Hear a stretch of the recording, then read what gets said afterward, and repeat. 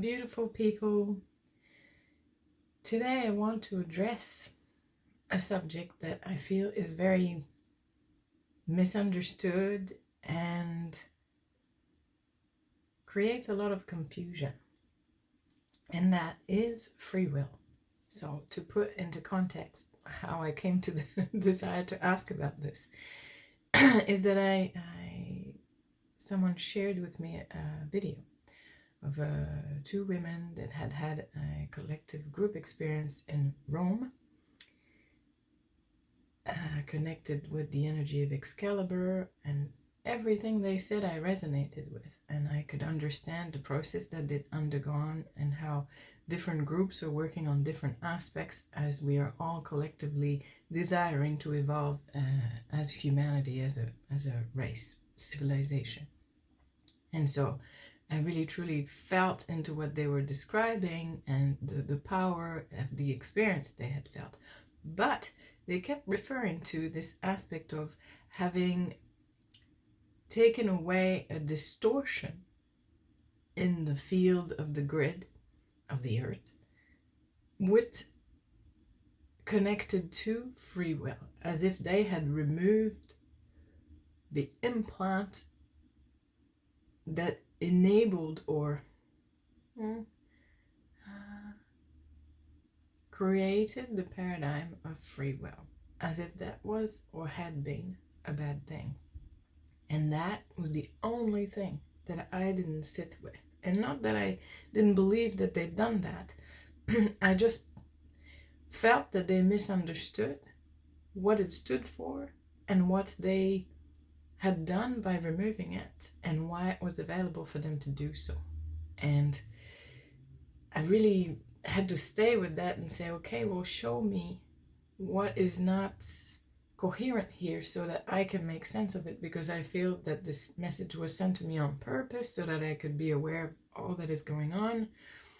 And I want to make sense of it, and I want to understand better this idea of free will. And what I received was just, I didn't receive it immediately, but it just came over me a few days later as I was sitting here in the space of my office. All of a sudden, it's like I was ready to receive the answer, and it just was a foundational shift. Just something really opened where I could, and that's also part of why I asked about divine timing, because the answer that came gave me some pieces about time as well. So in order to follow along this thread of thought, and really in a desire to share the massive impact, the positive impact it had on me, I want to ask some more about free will. Maybe not necessarily about this occasion in particular, but just the explanation of why free will came to us, why it's important, and why maybe now this programming can be lifted and what it changes for us. So I will see. This may be something I have to do in parts because I don't want to burden you with too long a video, but let's just see what comes up on this subject.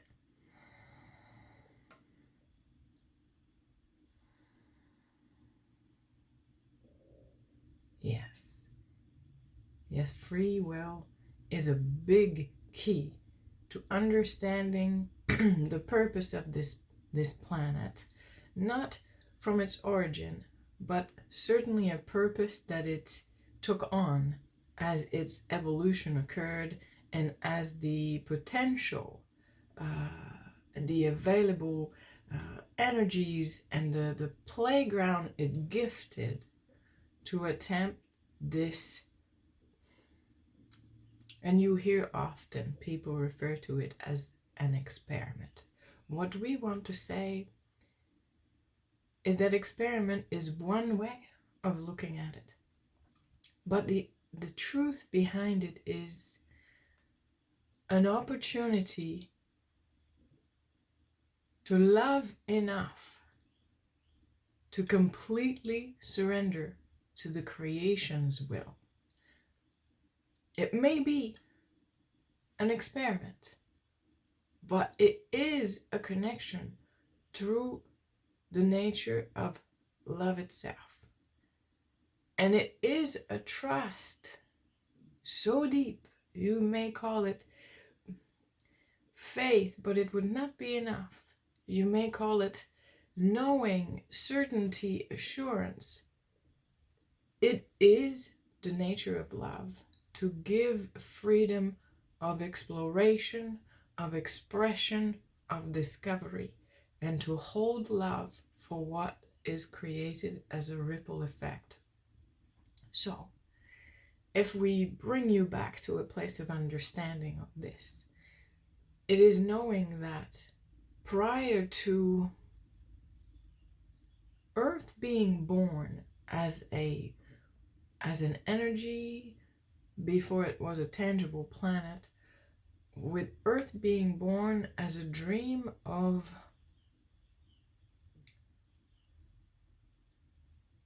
utter freedom and inspiration. Joy is if you can imagine, when you mix red and yellow together, you obtain the color orange. When you mix complete freedom and inspiration, you get joy. It is the resulting of these two energies from which joy emerged in its original essence of creation. And it was from this combination of energy and intention that Earth was born. It was a desire to perceive what happens when love is the only rule. It is not something that will be easy for most people to tune to or connect to, because often your mind will go into, yes, but it creates this. Yes, but it creates this. And you have to understand, love transcends all of these ideas that can come up in your mind as reasons to no longer call it love. And if we use a phrase that is very well known from another being that we revere and esteem deeply, Abraham will say to you, you are so free that you can choose bondage. And that expression, it really truly embodies what the creating entities that gave birth to joy and earth were willing to endure. And you have to understand, it is a space where you witness the fruit of love begin to hate each other, begin to be secretive, begin to withhold, begin to feel the pain of separation. And without necessarily having the opportunity, is not the right word, but the knowing it is not its place to intervene, but to allow the divine timing of the return to the self, to the love, to the connection that was always there. And to love enough to hold the space and witness in compassion, in utmost devotion for the journeys, the individual, the collective, the communities, the countries, the planet, and the ripple effects of the pain.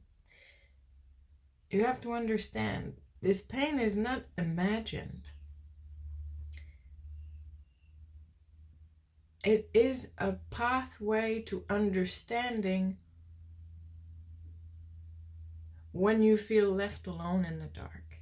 And earth and joy and its its essence that brought it forth is a beacon that wants to say, no matter what, this is what guides it all. And in order to truly come to terms with this, humanity was given free will to choose the path that will reconnect me back to the knowing, to the light inside me, to the source, to the value, to the intrinsic value, the worthiness, the loving and being loved aspect, or the one where I still don't see it. And that may create more of that until the tide begins to turn.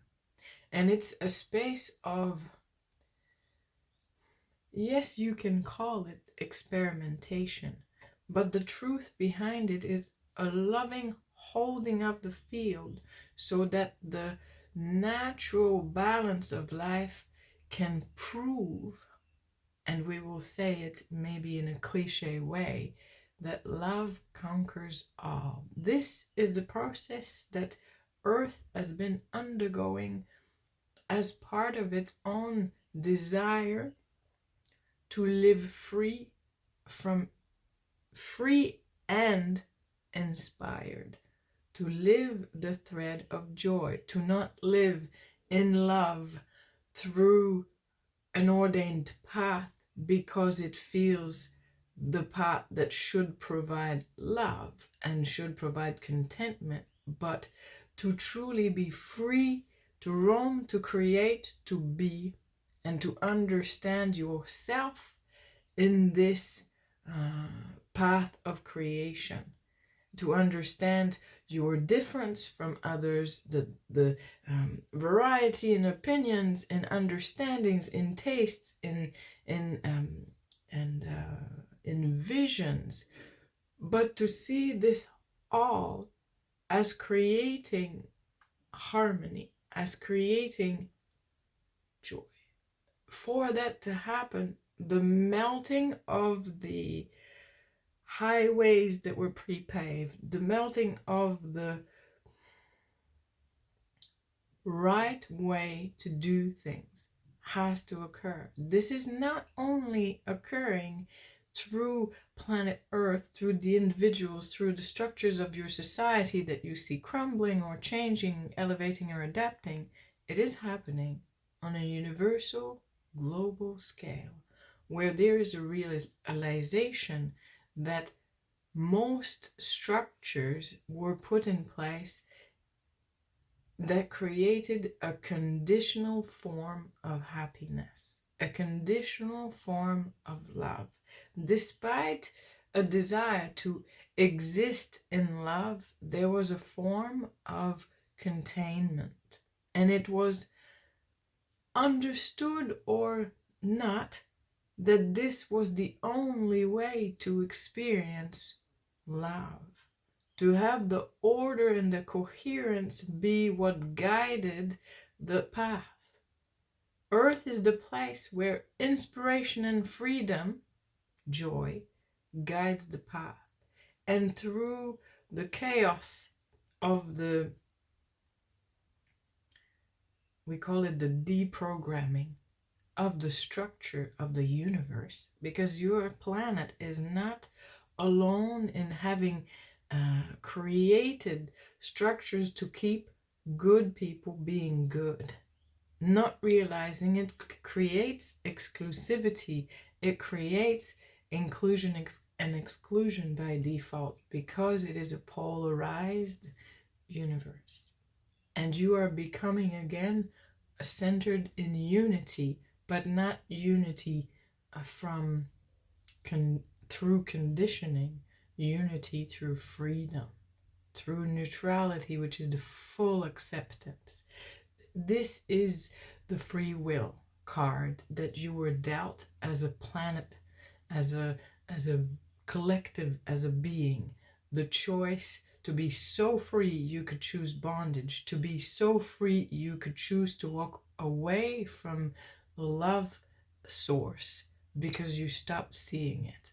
And the tide has turned for a few years now on your planet, where you are remembering that the inner guidance shows you the path of your freedom and inspiration, meaning it shows you the path of your joy. And in the path of your joy,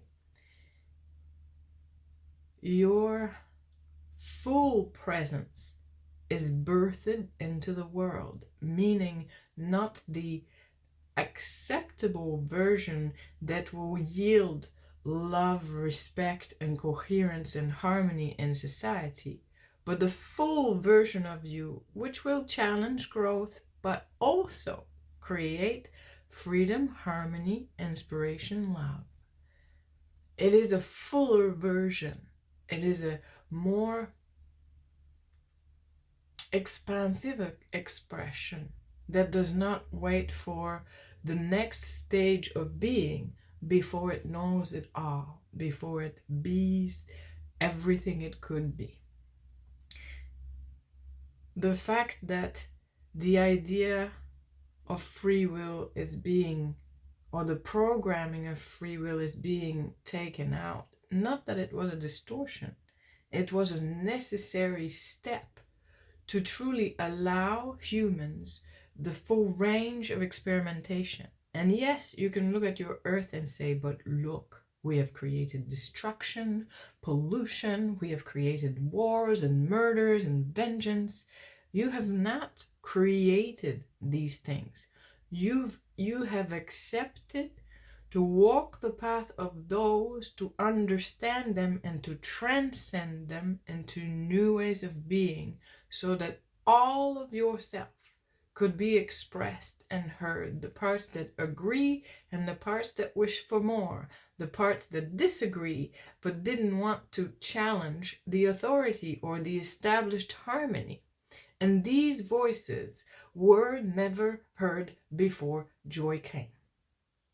These voices were not part of what life was like in the universe, not just on this earth, because it's unheard of to want something that is not the path that is predestined, preordained, pre-written, because you are born with the desire and this should look like this. Do you understand how this is the blueprint for the game that is at play on your earth? You are becoming to learning to understand that there are underlying needs that create these wars, that create these disruptive cycles, and that meeting these needs is necessary to understand why these things were put into place, why the war came to be, because there is discordance in the ways of thinking